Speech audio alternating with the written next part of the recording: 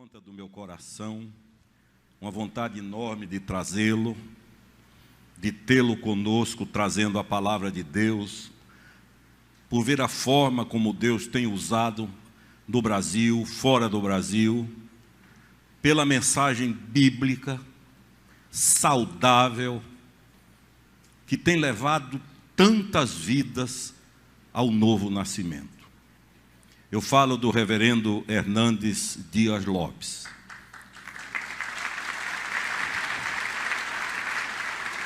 Começamos a conversar e eu lembro que um dia eu já estava achando que não ia ter jeito. Ele disse: espera aí, Alexandre, fique no telefone, eu vou pegar a minha agenda. E foi mês por mês, mês por mês.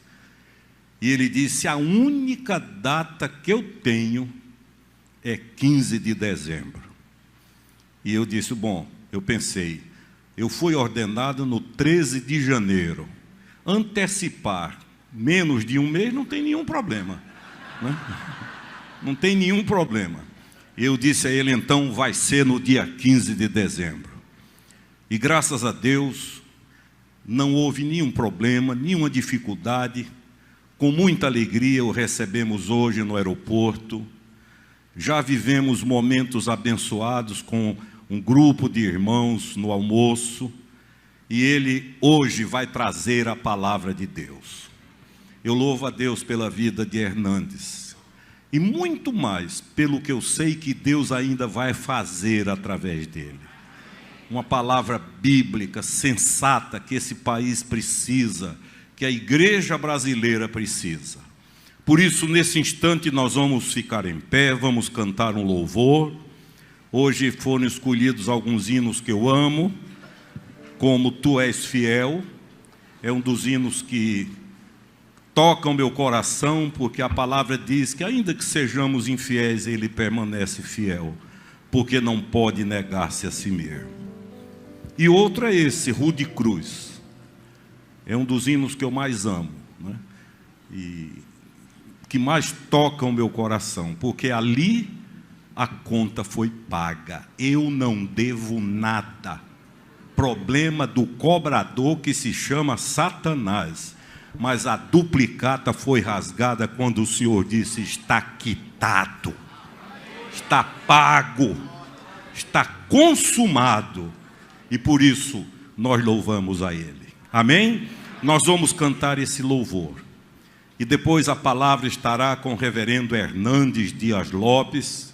Vocês estão felizes e alegres com a presença de Hernandes? Digam amém. Amém. Vamos recebê-lo como nós fazemos para que ele veja. Vamos lá?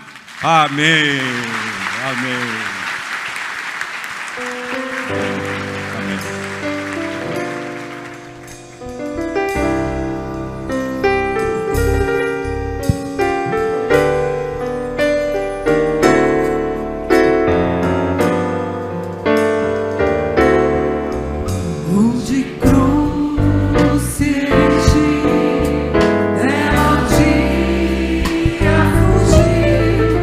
Como emblema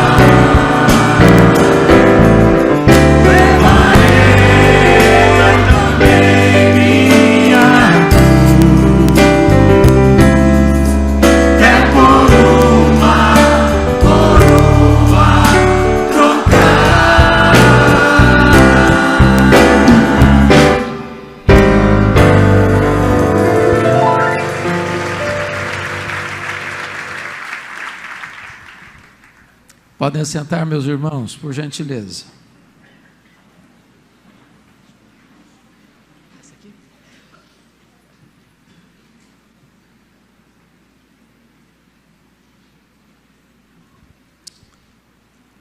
Sou grato a Deus por participar, Bispo Alexandre, desse momento tão feliz da sua vida. O irmão tem sido uma bênção para esta nação. E seu ministério tem frutificado para a glória de Deus. Eu quero ler com vocês o texto de Marcos, capítulo 14, versos de 1 a 9. E esse é um texto que expressa gratidão. E por isso o escolhi nesta noite para partilhar com a igreja. Marcos 14. Está escrito assim: dali a 2 dias, era a Páscoa e a festa dos pães asmos. E os principais sacerdotes e os escribas procuravam como prenderiam Jesus à traição e o matariam. Pois diziam: não durante a festa, para que não haja tumulto entre o povo. Estando Jesus em Betânia, reclinado à mesa, em casa de Simão o leproso, veio uma mulher, trazendo um vaso de alabastro com preciosíssimo perfume de nardo puro, e quebrando o alabastro, derramou o bálsamo sobre a cabeça de Jesus. Indignaram-se alguns entre si e diziam: para que esse desperdício de bálsamo? Porque este perfume poderia ser vendido por mais de 300 denários e dar-se aos pobres. Mas Jesus disse: deixai-a, por que a molestais? Ela praticou boa ação para comigo. Porque os pobres sempre os tendes convosco, e quando quiserdes, podeis fazer-lhes bem, mas a mim, nem sempre me tendes. Ela fez o que pôde, antecipou-se a ungir-me para a sepultura. Em verdade vos digo, onde for pregado em todo o mundo o Evangelho, será também contado o que ela fez, para a memória sua. Amém? O contexto é muito claro. Estamos falando de 2 dias antes da Páscoa. E a Páscoa era a maior festa de Israel. Se olhava pelas lentes do retrovisor, a Páscoa apontava para aquele momento histórico quando Deus desbancou o panteão de deuses do Egito e arrancou de lá o seu povo com mão forte e poderosa. Se olhava para frente, a Páscoa apontava para a cruz, onde Jesus Cristo abriria as portas da nossa prisão e decretaria a nossa absoluta libertação. A Páscoa era a alegria dos judeus e o terror dos romanos. Isso porque na Páscoa a população de Jerusalém quintuplicava. E os romanos tinham medo de rebelião. Tanto é fato que a residência oficial do governador romano, que ficava em Cesareia Marítima, na Páscoa se transferia para Jerusalém. Todo o aparato militar de Roma que ficava em Cesareia Marítima, o quartel-general de Roma em Israel, se transferia para Jerusalém na época da Páscoa. E diz a Bíblia que no palácio do sumo sacerdote, 2 dias antes da Páscoa, as autoridades judaicas mancomunam, arquitetam urdem, planejam a prisão de Jesus, a traição, para matá-lo depois da festa. Mas é curioso, extremamente curioso, que Mateus 26, texto paralelo desse, diz que foi Jesus quem disse para os seus discípulos 2 dias antes da Páscoa, que ele estava para ser entregue nas mãos dos homens, para ser preso, ser crucificado, ser morto, para ressuscitar o terceiro dia. Isso significa que quando os homens pensam que eles estão no controle, eles estão apenas cumprindo uma agenda do Deus eterno. Os planos de Deus não podem ser frustrados. Mas é curioso que enquanto em Jerusalém as maiores autoridades judaicas planejam a prisão e a morte de Jesus, muito perto dali, na vila de Betânia, uma família prepara uma festa para Jesus. Como Jesus provoca reações tão adversas, amado por uns, odiado por outros, recebido por uns, rejeitado por outros, adorado por uns, rechaçado por outros. Mas aqui, essa festa em Betânia acontece na casa de um homem chamado Simão, o leproso. Quem é esse Simão? Eu não sei. A Bíblia não diz. E onde a Bíblia não tem voz, nós não deveríamos ter ouvidos. Mas me chama a atenção o epíteto, o adjetivo, o apelido que ele recebe: Simão, o leproso. E eu pergunto a vocês, esse Simão ainda era leproso? E a resposta insofismável é: claro que não, porque se o fosse, não poderia estar em casa, se o fosse, não poderia conviver com a família, se o fosse, não poderia receber ninguém para um jantar em sua casa, se o fosse, deveria estar num leprosário. Mas se ele não era mais leproso, por que Marcos e os demais evangelistas registram o fato de que o jantar aconteceu na casa de Simão, o leproso? Para nos alertar sobre um grande perigo, o perigo de rotular as pessoas, o perigo de carimbar gente, o perigo de impor uma marca indelével na alma das pessoas, porque rótulo fica, mesmo quando eles não fazem mais sentido. O doente foi curado, o cativo foi liberto, o perdido foi salvo, mas o rótulo fica. Não rotule gente. Mas é importante entender que nesse jantar, quem sobressai é uma mulher. Mateus 26, Lucas 14, Marcos 14, Lucas 22, essa mulher é incógnita, eu não sei o nome dela. Mas no outro texto paralelo, João 12, essa mulher tem nome. Essa mulher é Maria, irmã de Marta e Lázaro. Pastor Alexandre, eu não vejo nenhum personagem da Bíblia com uma biografia tão rica quanto Maria, porque embora curta, tem um rico significado. Essa mulher só aparece 3 vezes na Bíblia, só 3 vezes. E nas 3 vezes que ela aparece na Bíblia, ela está aos pés de Jesus. A primeira vez em Lucas 10, aos pés de Jesus para aprender. A segunda vez em João 11, aos pés de Jesus para chorar. A terceira e última vez, aqui nesse texto, aos pés de Jesus para agradecer. É isso que nós estamos fazendo aqui nesta noite, agradecendo a Deus pelos seus 44 anos de ministério. Mas a grande pergunta é: agradecer o quê? E o contexto nos favorece o entendimento de que ela está agradecendo a Jesus aqui pelo maior milagre público de Jesus, a ressurreição do seu irmão Lázaro, depois de 4 dias sepultado. E eu não sei se vocês já pararam para perguntar por que Jesus ressuscita Lázaro só no 4º dia depois de sepultado. Por que não no 3º? Por que não no 2º? Pensem comigo. De Betânia, onde Jesus estava, era um dia de viagem. Marta manda um mensageiro a Jesus com o seguinte recado: está enfermo aquele a quem amas. Um dia de viagem. Ele chega, dá o recado para Jesus, Jesus fica mais 2 dias, portanto 3 dias, um dia para ir, mais 2, 3, no 4º dia Jesus Cristo vai. Quando chega lá, Lázaro está morto, sepultado há quanto tempo? 4 dias. Qual a conclusão que você chega?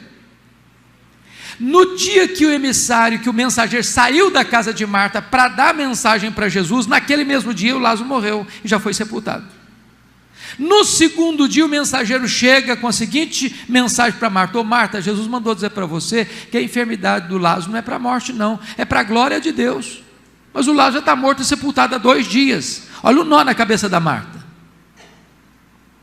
Mas por que Jesus só chegou no 4º dia? Por uma razão muito simples. Havia uma crença dos rabinos judaicos que um morto podia ser ressuscitado por intermédio de um homem ou de uma mulher, de um personagem piedoso, até no 3º dia de sepultado. No 4º dia, impossível. Só o próprio Deus em pessoa podia fazê-lo. Jesus espera até o 4º dia, para que a nação de Israel se curvasse diante da verdade inquestionável, de que ele não era apenas um grande homem, ele era o próprio Deus entre os homens. Em relação a Jesus, nós precisamos concordar com C.S. Lewis, quando ele disse o seguinte: em relação a Jesus só tem 3 opções para você: ou ele é um mentiroso, ou ele é um louco, ou ele é Deus. Porque se ele não é quem ele disse ser, ele é um mentiroso. Se ele não é quem ele pensou ser, ele é um louco, um lunático. Mas se ele é quem ele disse ser, então ele é Deus. Ele disse: quem me vê a mim, vê o Pai, porque eu e o Pai somos um. Portanto, não há a mínima chance de Jesus ser assim, não, eu acho que ele foi um grande profeta, mas Deus ele não foi. Não, isso é impossível. Impossível. Porque alguém que mente acerca da sua própria identidade não pode ser um grande profeta, seria um falso profeta. Nem pode ser um espírito iluminado, porque se alguém mente acerca de si mesmo, ele é um espírito de trevas e não um espírito de luz. Só nos resta uma opção: é fazer o que Tomé fez, curvar-nos aos pés do Salvador e dizer: Senhor meu e Deus meu.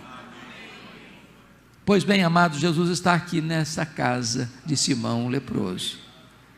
Quando vem Maria, trazendo um vaso de alabastro. Alabastro é uma pedra ornamental, contendo um preciosíssimo perfume, diz a Bíblia. E diz Mateus que esse vaso está cheio. E esse perfume foi feito de uma essência chamada nardo. E esse nardo não era híbrido, era puro. E diz João 12 que tinha 1 libra de perfume dentro desse vaso. Ora, 1 libra, 1 litro são 2,2 libras. Portanto, tinha dentro daquele vaso praticamente meio litro, meio quilo de perfume. João 12 diz que Judas Iscariotes avalia o perfume em mais de 300 denários. Um denário era o salário de um trabalhador num dia. Portanto, resumidamente, 1 ano de trabalho investido naquele meio litro de perfume.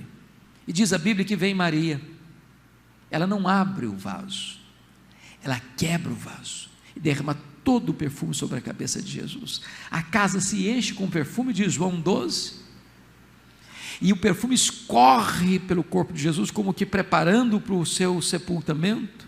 E ela solta os cabelos, enxuga os pés de Jesus com seus cabelos, e os circunstantes ficam indignados contra ela, e dizem: mas para que esse desperdício de bálsamo? Poderia se vender esse perfume por mais de 300 denários e dar-se aos pobres. E Jesus Cristo diz: deixai-a, porque a molestais, ela praticou boa ação para comigo. Os pobres sempre os tendes convosco, quando quiseres poderes fazer-lhes bem, mas a mim nem sempre me tendes. Ela fez o que pôde. Ela antecipou o seu ungir-me para a sepultura. Em verdade vos digo que em todo mundo onde for pregado o Evangelho, será contado o que ela fez, para a memória sua.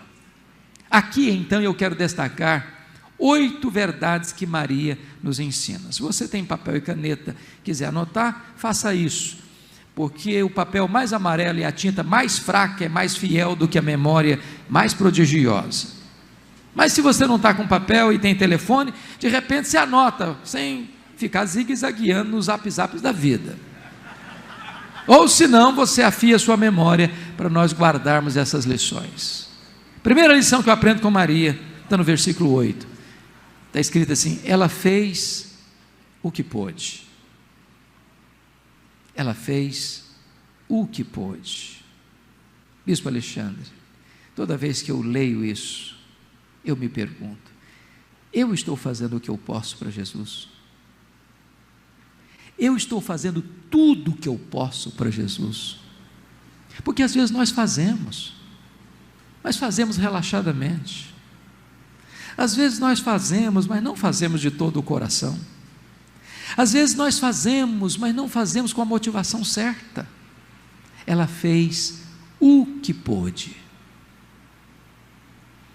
Alguém já disse, e eu concordo, que a história é nossa pedagoga ou será nossa coveira. Se não aprendermos com a história, repetiremos os seus erros. E quando eu olho a história, um fato me chama a atenção, que aconteceu no dia 23 de setembro de 1723, às 11 horas da manhã, na Alemanha. Um homem chamado Ludwig van Zinzendorf começa uma reunião de oração na Alemanha, que durou 100 anos, ininterruptamente. O movimento morávio levanta na igreja a geração mais comprometida com a obra missionária. Para vocês terem uma ideia, cada 25 moravianos sustentavam um missionário fora da Alemanha. Alguns deles, pobres que eram, não tendo dinheiro para investir na obra missionária, se vendiam como escravos, para ir para os povos mais longínquos, para levar a eles a esperança do Evangelho. Quando eu penso nisso, eu me pergunto: eu estou fazendo o que eu posso? Tudo o que eu posso para Jesus? Maria fez o que pôde. Segunda lição, olha comigo o versículo 3, ela fez o seu melhor. Irmãos queridos, vamos entender o que está acontecendo aqui. Esse perfume que Maria está levando, não achava numa loja de perfumaria, porque a essência desse perfume, nardo, não era produzida em Israel. Essa era uma essência caríssima e raríssima, só encontrada na época nas cordilheiras do Himalaia, de um arbusto seco moído e transportado em lombos de camelo. Para vocês terem uma ideia, se o perfume tinha menos de meio litro e foi avaliado em mais de 300 denários, significa que cada grama desse perfume valia 1 denário. Você já pensou que você trabalhar um dia inteiro para comprar 1 grama de um perfume? Uma gota de um perfume? Agora ela vem trazendo esse perfume caríssimo, e ela não abre o vaso, ela quebra o vaso. Sabe por que ela quebra o vaso? Para dizer o seguinte: eu não quero que sobre nenhuma gota, eu quero colocar tudo o que eu tenho, o melhor do que eu tenho, a serviço de Jesus. Ela fez o seu melhor. Você tem feito o seu melhor para Jesus? Às vezes, irmãos, eu penso que aqueles que não conhecem a Deus são mais zelosos em servir aos seus deuses do que nós o somos em servir o Deus da nossa salvação. Estava pregando o ano passado em Porto, lá em Portugal. Fui fazer uma viagem, uma visita à cidade de Águeda, próximo de Coimbra. Quando nós viajávamos, eu vi caravanas e mais caravanas a pé. E eu perguntei para as pessoas: o que é que essas pessoas estão fazendo a pé, andando pelo asfalto afora? Me responderam: elas estão indo a Fátima, pagar promessas. E eu perguntei: mas a que distância elas estão andando a pé? Me responderam: a mais de 300 quilômetros, a mais de 400 quilômetros. Eu fiquei pensando: meu Deus, quantas vezes os crentes moram na cidade onde está a igreja, no bairro da igreja, na rua da igreja. Se está chovendo, não vai porque está chovendo. Se está calor demais, não vai porque está fazendo muito calor. E aqueles que não conhecem, às vezes, o Deus vivo, são mais zelosos em servir aos seus deuses, que nós o somos em servir o Deus da nossa vida. Maria fez o seu melhor. Mas em terceiro lugar, Maria fez sacrificialmente. Porque você pode levantar a seguinte pergunta: como uma moça pobre, de uma família pobre, de uma aldeia pobre, de um país pobre, dominado por um império estrangeiro, vai investir 1 ano de trabalho num frasco de perfume? Ô irmãos, em lugar nenhum do mundo, uma pessoa investe 1 ano de trabalho num vidro de perfume. Para nós entendermos isso, nós temos que entender a cultura judaica. Esse perfume não era comprado numa loja de perfumaria, era gota a gota, grama a grama, sendo acondicionado nesse vaso de pedra. Para quê? Para o dia mais importante da sua vida, para o dia mais esperado da sua vida, para o dia mais feliz da sua vida, para o dia de maior significado da sua vida, o dia das suas núpcias, o dia do seu casamento. Sabe o que Maria está dizendo? Eu quero oferecer para Jesus não é apenas o meu melhor, não, eu quero oferecer para Ele de forma sacrificial. E eu pergunto a vocês nessa noite, o que é que hoje você e eu estamos oferecendo para Jesus, que pode receber esse selo sacrificial? Ela fez o que pôde, ela fez o seu melhor, ela fez de forma sacrificial. 4º lugar, ela fez apesar das críticas. Olha comigo os versículos 4 a 6. O irmão está comemorando 44 anos de pastorado. Pela graça de Deus, já completei 35. E nesses anos eu nunca vi ninguém que tendo feito um trabalho relevante para o reino de Deus, não tenha enfrentado críticas. Quem tem medo de crítica não serve a Deus. O apóstolo Paulo disse: se eu fosse agradar homens, nem servo de Cristo eu seria mais. Quem tem medo de críticas está mais preocupado com a aprovação dos homens que com a aprovação de Deus. Está mais buscando aplausos da terra do que o sorriso de Deus no céu. Maria enfrenta 3 críticas aqui.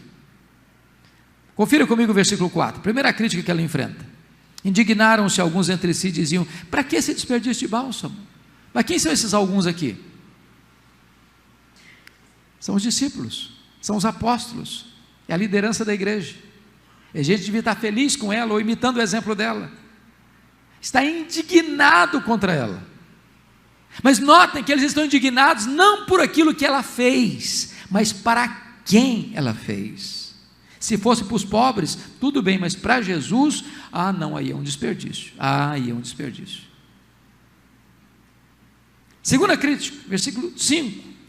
Confira comigo. Porque este perfume poderia ser vendido por mais de 300 denários e dar-se aos pobres, e murmuravam contra ela. Indignação primeiro, murmuração segundo. Mas notem aqui, Judas Iscariotes é quem avalia, ele era o tesoureiro do grupo, de dinheiro ele entendia. E é nesse contexto aqui que a Bíblia diz que ele era ladrão, lá em João 12.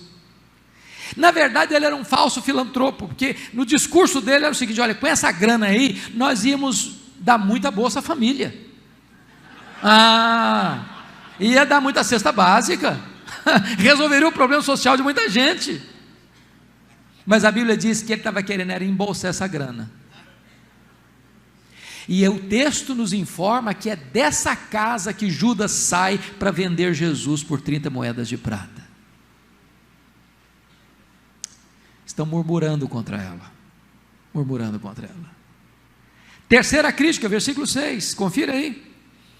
Mas Jesus disse: deixai-a, porque a molestais, ela praticou boa ação para comigo. Então, primeiro é indignação, segundo é murmuração, terceiro é molestação. Hoje, gente, molestar hoje dá processo. Molestar é crime. E foi preciso Jesus sair em defesa dela. Deixai-a.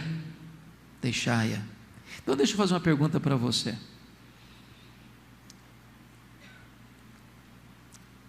Você está recebendo crítica na igreja?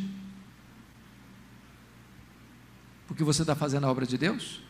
Continue fazendo a obra de Deus.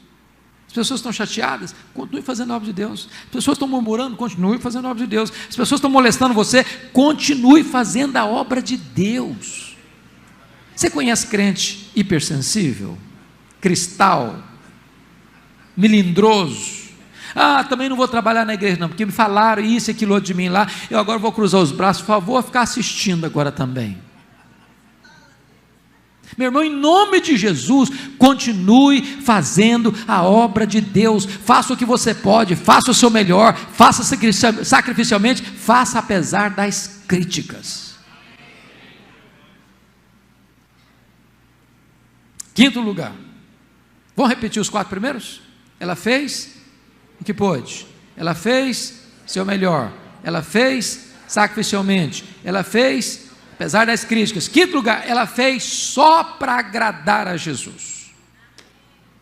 Notem, por favor, João capítulo 12, que diz a Bíblia que ela enxugou os pés de Jesus com seus cabelos. O que significa isso para a cultura brasileira? Nada, só um gesto de humildade. Mas para a cultura israelita isso tinha um significado muito solene. Sabem por quê? Porque uma mulher não podia soltar os cabelos em lugar público. Isso era um vexame, isso era um escândalo. Por que Maria faz isso? É que tem horas, quem tem um coração grato, reconhece o poder da graça. Não dá para ficar engessado em determinados protocolos. Tem que quebrar alguns paradigmas. Tem que romper alguns paradigmas. Maria está dizendo o seguinte: eu não me importo o que as pessoas vão pensar de mim, eu não me importo o que as pessoas vão falar de mim, no meu coração só tem um vetor que me dirige, é agradar só a Jesus, só a Jesus, só a Jesus. Sexto lugar, ela fez a pessoa certa. Confira comigo aí o versículo 6 e 7. Mas Jesus disse: deixai-a, porque a molestais, ela praticou boa ação para comigo, porque os pobres sempre os tendes convosco, e quando quiserdes podeis fazer-lhes bem, mas a mim nem sempre me tendes. Aí você pode perguntar: bom, agora não estou entendendo Jesus. Será que Jesus está querendo dizer que os pobres podem ser deixados para depois? Será que Jesus está querendo ensinar que os pobres não têm uma causa urgente? Será que Jesus está dizendo que os pobres não têm prioridade na agenda da igreja? E a resposta é um sonoro e rotundo não. Aliás, nós vamos ser julgados no dia do juízo se nós nos omitirmos em socorrer os pobres. Está lá em Mateus 25, 31 a 46. Por não ter entendido esse texto, irmão, surge aqui na América Latina, na década de 60, uma teologia equivocada, chamada teologia da libertação. E um dos protagonistas dessa teologia disse que reino de Deus e novo nascimento não é o que nós entendemos, o governo de Cristo no coração e nascer do Espírito, nascer do alto, nascer de Deus. Não, reino de Deus é justiça social e novo nascimento é dar pão ao faminto. E eu preciso dizer uma coisa para você muito importante: ninguém vai para o céu porque ajuda os pobres. Ninguém entra no céu porque é caridoso. Ninguém recebe a vida eterna porque dá pão ao faminto. Ninguém. Ajudar os pobres não é a causa da salvação. Ajudar os pobres é resultado da salvação. Você não ajuda os pobres para ser salvo, você ajuda os pobres porque foi salvo pela graça.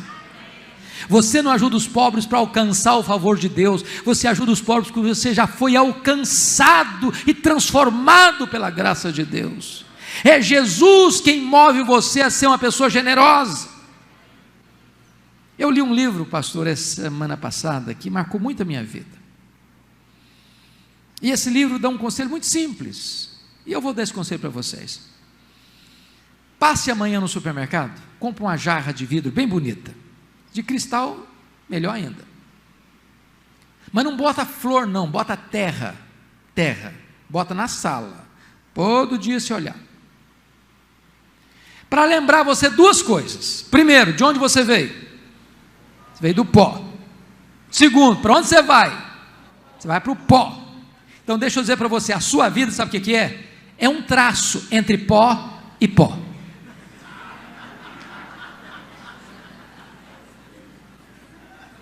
E se você é um traço entre pó e pó, não tem margem nem espaço na sua vida para soberba, para orgulho. E mais, você não trouxe nada quando você veio do pó. Você não levará nada quando você voltar para o pó. Portanto, você nunca teve nada, você não tem nada, você jamais terá nada. Tudo que está na sua mão é de Deus. E mais, o dono de tudo é generoso. Generoso. E você é mordomo do dono. E o papel do mordomo é ser fiel ao dono. Então, se você entende que você é mordomo do dono, você precisa não reter com usura, mas repartir com generosidade. Não combina um crente salvo em Cristo, suvina, ganancioso, avarento, porque aquele que teve o seu coração transformado pela graça, tem a mão aberta, tem o coração aberto, tem o bolso aberto, tem a casa aberta, ele é generoso, porque é Jesus quem move ele à generosidade.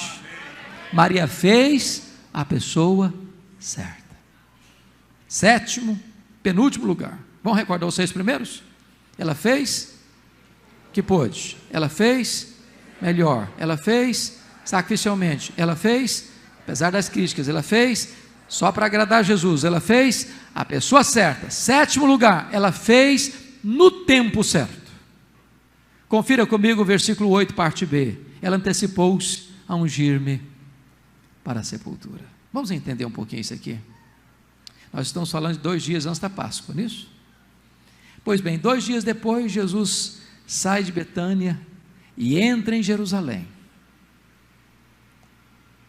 naquele chamado Domingo de Ramos. A cidade está 5 vezes mais povoada, e ele está entrando no Monte das Oliveiras, e as multidões vão clamando: Hosana, Hosana, bendito que vem em nome do Senhor. E ele vai descendo o monte, atravessa o Vale do Cedron, começa a subir o Monte Moriá.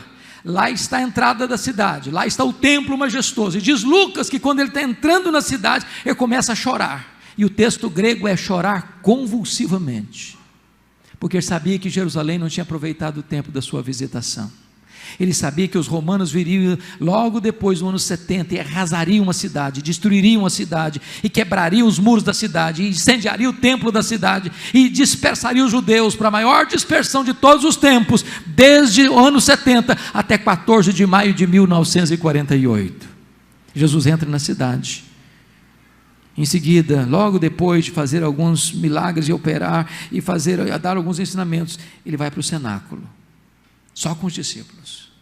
Ali ele lava os pés dos discípulos, ali ele fala do seu amor pelos seus discípulos, ali ele fala da casa do Pai, ali ele fala da segunda vinda, ali ele fala do derramamento do Espírito, ali ele fala da paz, ali ele ora pelos discípulos, ele institui a ceia, ele canta um hino, e ali ele desce, e ao descer com seus discípulos, ele diz para eles assim: nesta noite, todos vós vos escandalizareis comigo, como está escrito, ferirei o pastor e as ovelhas ficarão dispersas. E Pedro diz: Senhor, mas isso de jeito nenhum, ainda que todos te deixem, eu jamais, por ti darei minha vida, estou pronto a ir contigo para a prisão e para a morte. Jesus olha para ele e diz: Pedro, em verdade te digo que nesta mesma noite, antes que o galo cante, tu me negarás 3 vezes. Eles terminam de descer o Vale do Cedron, mergulham no sopé do Monte das Oliveiras. Lá está o jardim do Getsêmani, prensa de azeite. Judas já está levando Jesus para ser entregue lá, tomado por Satanás para trair Jesus. Os 11 estão vindo, Jesus deixa 8 para trás, pega Pedro, Tiago e João e diz: vocês vêm comigo, vem comigo. Quando Jesus fica só com eles, ele abre o coração e diz: a minha alma está profundamente triste até a morte, ficai comigo, vigiai comigo. E ele avança um pouco mais sozinho, e diz a Bíblia que o Criador do universo, o Rei da glória, desata em choro, oferecendo aquilo que podia livrá-lo, forte clamor e lágrimas. Ele ora, e ele chora, e ele ora, e ele chora, e ele ora, e ele chora, diz: Pai, se possível, passe de mim este cálice da tua ira sobre o pecado, mas se não, seja feita a tua vontade. Ele volta para os discípulos, eles estão dormindo. E Jesus não acorda os três, não, acorda só Pedro. Diz: Pedro, nenhuma hora pudeste vigiar comigo? Vigiai e orai para que não entreis em tentação. O espírito está pronto, mas a carne é fraca. Jesus volta a segunda vez e prostra de novo com o rosto no chão, e ora e chora, e ora e chora, e ora e chora, e repete as mesmas palavras, e derrama lágrimas sobre o chão, e volta para os discípulos, e eles estão dormindo. E Jesus volta a terceira vez, e ora e chora, e ora e chora, e ora e chora, e a luta é tamanha que o seu suor se transforma em gotas de sangue, e ele molha o chão com as suas lágrimas e com seu sangue. Vem um anjo do céu e o consola. Se levanta robusto, como um rei caminha para a coroação. Ao encontrar os discípulos, estão dormindo. E Jesus diz: ainda dormis e repousais, acordai, vamos-nos, o inimigo se aproxima. Quando eles acordam atabalhoados, a turba está chegando. Naquela noite Jesus é preso, é levado à casa do sumo sacerdote. Lá está o sinédrio, nas caladas da noite, tramando com testemunhas falsas, formas de condenar Jesus à morte. E Jesus é condenado naquela noite por 2 graves crimes: blasfêmia contra Deus, conspiração contra César. Na sexta de manhã, Jesus é levado ao pretório romano, e Pilatos, contra a sua consciência, contra as evidências dos fatos, condena Jesus à morte, morte de cruz. Naquela sexta de manhã, Jesus sai carregando aquele lenho maldito pelas ruas apinhadas de Jerusalém, debaixo de vaias de uma multidão ensandecida. Às 9 horas da manhã, Jesus é suspenso naquele leito vertical da morte. Às 3 horas da tarde, ele entrega o seu espírito ao Pai, é sepultado. Vem o silêncio do sábado, o silêncio da morte. Quando chega no domingo, bem cedo, algumas mulheres vão ao sepulcro. Para quê? Para levar perfumes, bálsamo, unguento, para embalsamar o corpo de Jesus. Quando chega uma surpresa, o túmulo está aberto, o túmulo está vazio, a pedra foi rolada, um anjo está sentado em cima da pedra e pergunta para elas: mas o que é que vocês vieram fazer aqui? Procurar entre os mortos aquele que está vivo? Ele não está mais aqui não, ele ressuscitou. Sabe o que esse anjo está dizendo para as mulheres? Vocês perderam uma grande oportunidade, agora não adianta mais, ele não precisa mais, passou o tempo. Sabe o que eu aprendo aqui, irmãos? Há determinadas coisas na vida que ou nós as fazemos hoje, ou jamais as faremos amanhã. Se você tem que abençoar alguém, abençoe hoje. Se você tem que encorajar alguém, encoraje hoje. Se você tem que dar um abraço em alguém, dê hoje. Se você tem que dizer para sua esposa: eu te amo, fale hoje. Se você tem que dar um abraço ao seu marido, fale hoje. Se você tem que pegar seus filhos no colo para dar um beijo neles, faça isso hoje. Se você tem que dizer para o seu pastor: pastor, eu te amo, fala isso hoje. Eu estou muito feliz, pastor, porque o senhor está aqui para ver essa celebração. Sabe uma coisa que me choca na nossa cultura? Os nossos funerais, me choca muito. Sabe por que me choca? Ô irmãos, eu nunca vi ninguém receber tanto elogio como defunto. É muito elogio, é uma rasgação de seda sem fim. Mas o coitado está lá no caixão, não sente nada, não escuta nada, se emociona com nada. Eu fui num funeral em Vitória certa feita, eu contei 63 coroas de flores. Contrataram um caminhão só para levar as flores. E eu fiquei de lado olhando assim, falando: meu Deus, coitado do defunto. Eu não consegue cheirar um botão de rosa mais, para que tanta flor para ele?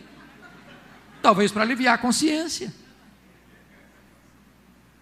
Eu fiquei pensando se aquele homem tinha recebido pelo menos um buquê de flor enquanto vivo. Sabe por que os mortos recebem mais flores do que os vivos? É porque a voz do remorso é mais forte do que a voz da gratidão. Você tem que homenagear alguém? Graças a Deus, homenageie em vida. Tem que dar graças a Deus para o pastor? Dê graça a ele enquanto ele está aqui entre vocês. Eu rodo por esse Brasil afora e vejo algumas coisas muito engraçadas. Às vezes eu chego em templos assim, bonitos, tem uma sala bonita, tem um salão social bonito, tem uma placa bonita lá assim, homenagem ao irmão fulano de tal. Aí eu chego e pergunto, mas quem é o irmão fulano de tal? Lá, um irmão muito importante da igreja, morreu há 20 anos. Para que homenagear um irmão que morreu há 20 anos? Ele não vai ficar emocionado com isso não. Você quer homenagear alguém? Homenageie em vida. Enquanto ele pode te dar um abraço, enquanto ele pode te dar um beijo, enquanto ele pode se alegrar com você. Quer um exemplo bíblico disso? Lembra do Davi? Sabe quantos anos o Davi ficou brigado com o filho dele, Absalão? 11 anos. 11 anos. O menino precisou fugir de Israel.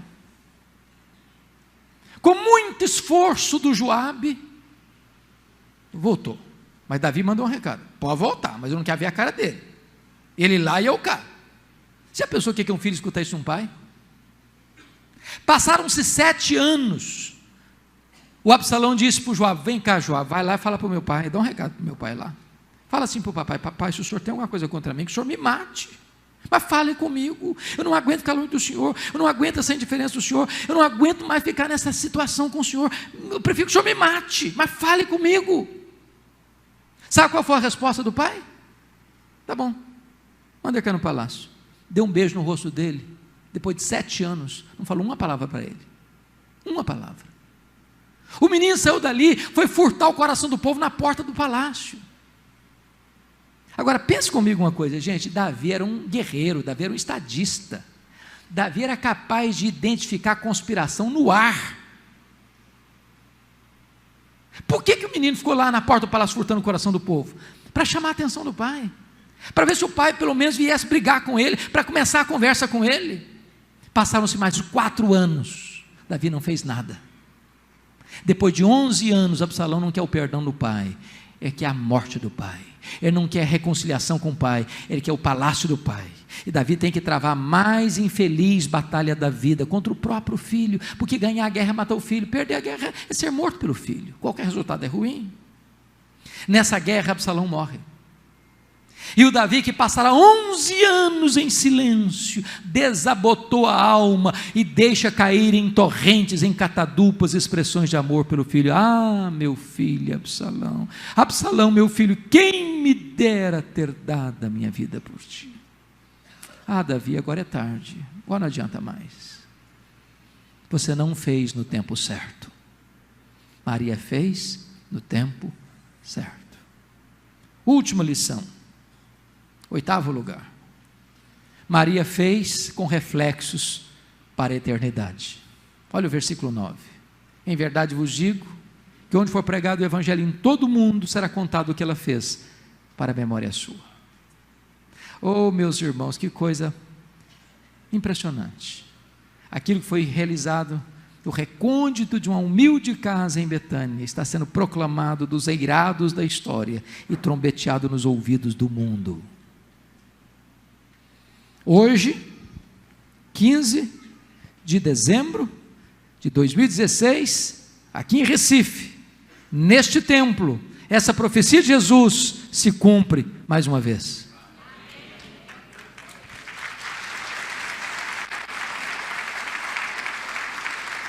A grande pergunta nesta noite é essa, irmãos: o que é que você e eu estamos fazendo hoje que vai impactar as futuras gerações?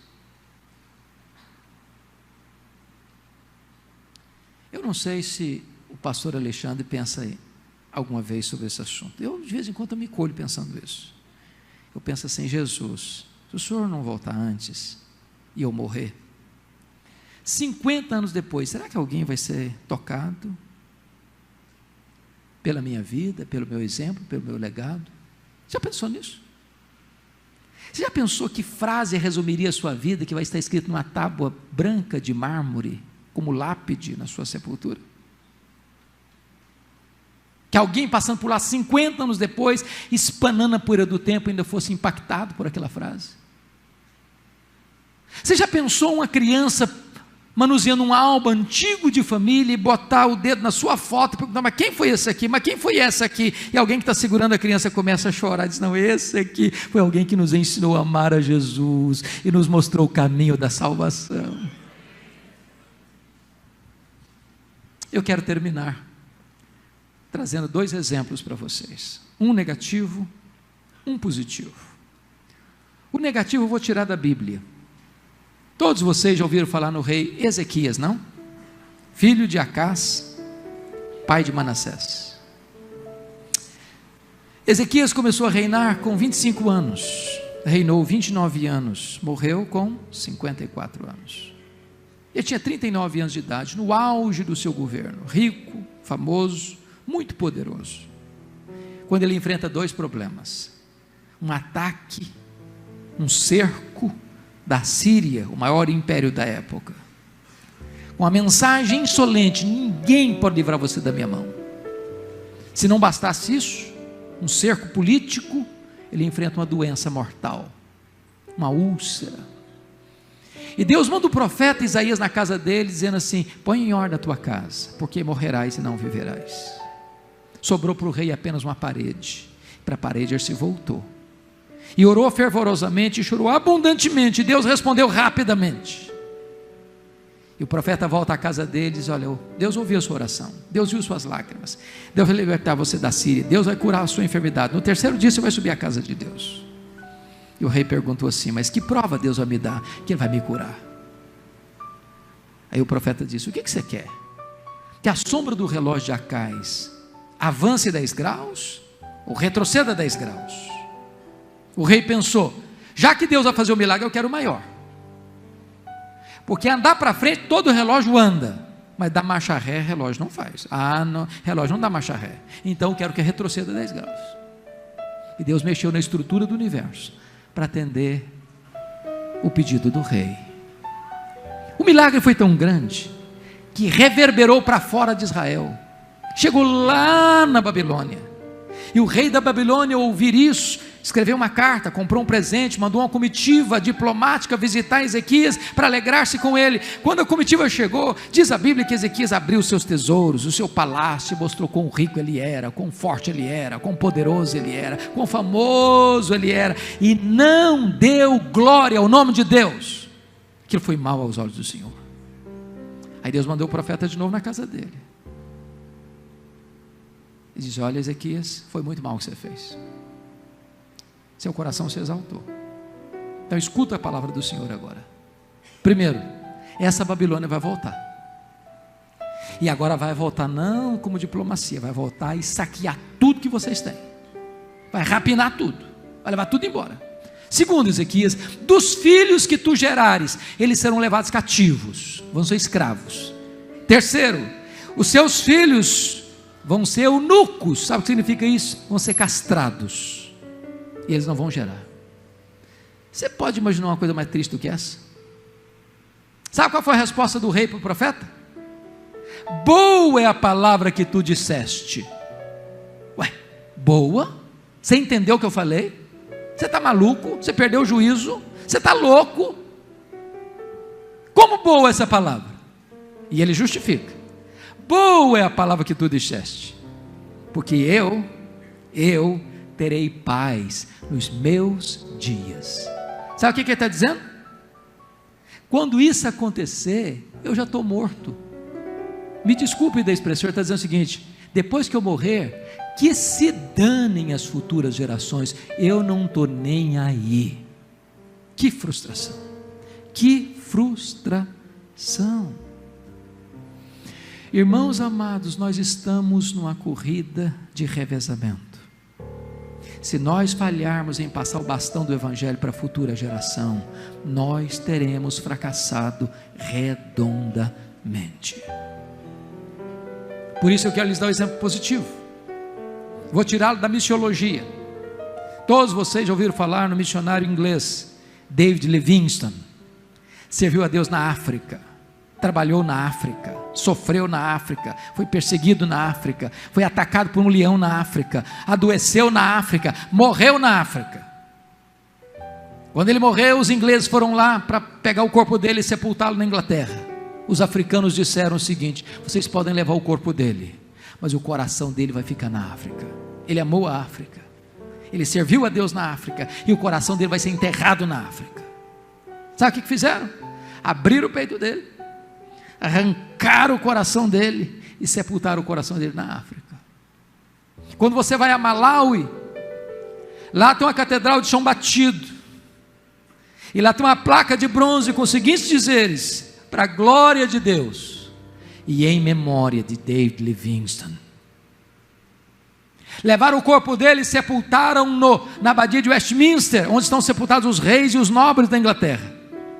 O túmulo mais visitado na abadia de Westminster não é dos reis nem dos nobres, é de David Livingstone. E lá tem uma placa de bronze com os seguintes dizeres: para a glória de Deus e em memória de David Livingstone. A minha oração, pastor, é que nós possamos continuar vivendo para a glória de Deus, e para que as pessoas sejam impactadas pelo nosso testemunho.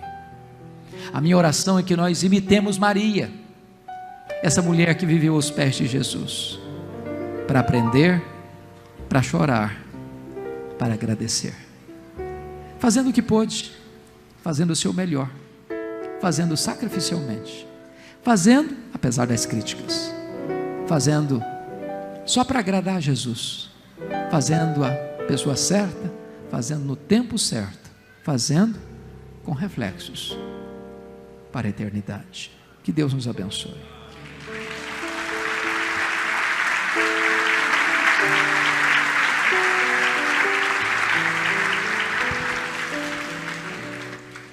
Esse culto de gratidão, ele se torne constante na sua vida. Que não seja só aqui, no culto, mas que a sua vida seja um culto de gratidão. Agradeça ao acordar, agradeça ao se alimentar, agradeça o carro que você entrou, o ônibus que você conseguiu pegar, agradeça a roupa que você veste. Quanto mais grato nós somos, mais saúde nós temos, porque menos falta sentimos.